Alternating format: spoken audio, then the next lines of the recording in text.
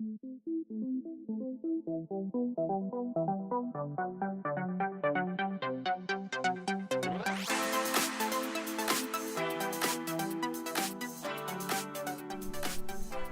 so today I'm going to show you how to do a proper CPU install. So first you have to have the CPU that you wish to install into the socket of the motherboard. Then you have to have the cooler you wish to install on top of the CPU processor. First we need to prepare the CPU to go into the socket of the motherboard. The motherboard will be radiating heat outward to the CPU cooler. So to prepare this, you have to take thermal paste and apply it directly onto the socket to improve maximum heat transfer through the CPU out of the CPU cooler.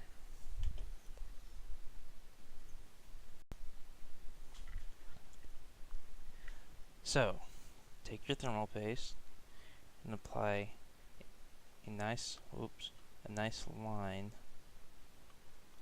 all across the socket.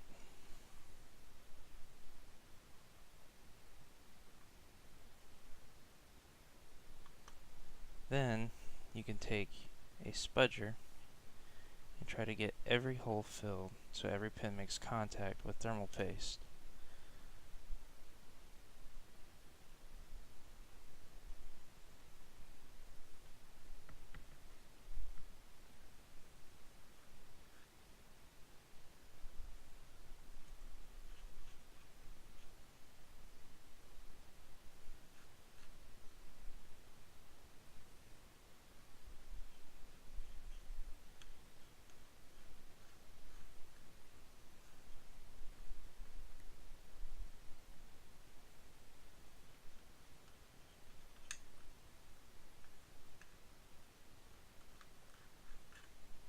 Once every hole has been filled, the CPU is now ready to be installed into the socket of the motherboard.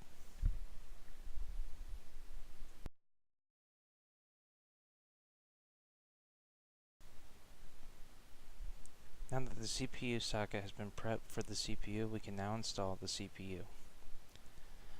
Notice that there is an arrow on the top right corner of the CPU. This must also align to the socket of the motherboard.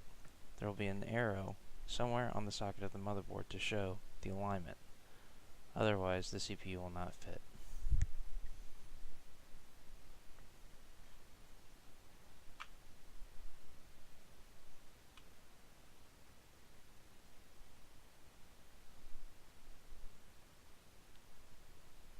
Mash firmly against the CPU to make sure that the CPU is properly seated.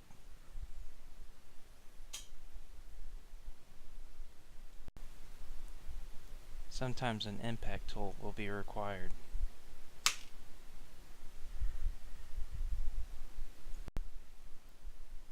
You can now lock the CPU in place. Pull down on the lever and the CPU will be locked in.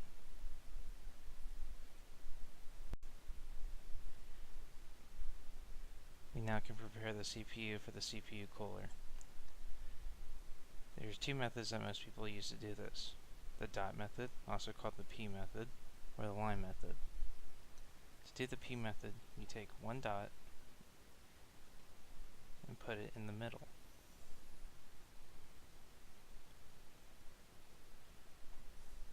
And then you take and do 4 dots of Gorilla sealant around the CPU.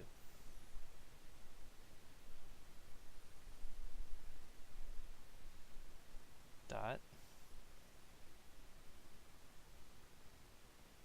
dot, dot, and a dot. The only difference between this and the line method is those would be lines. This is to ensure the CPU cooler does not come off.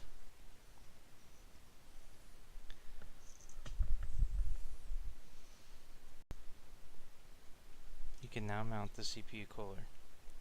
simply line up on the mounting bracket and press down.